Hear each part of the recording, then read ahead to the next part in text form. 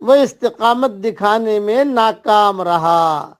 استقامت کا ثبوت نہ دینے والے لوگ ظالم لوگ ہیں، ان کا دعوی ایمان انہیں کچھ فائدہ نہ دے گا، اور جن لوگوں نے استقامت کا ثبوت دیا وہی لوگ ہیں جو جنت کے ابدی باغوں میں بسائے جائیں گے۔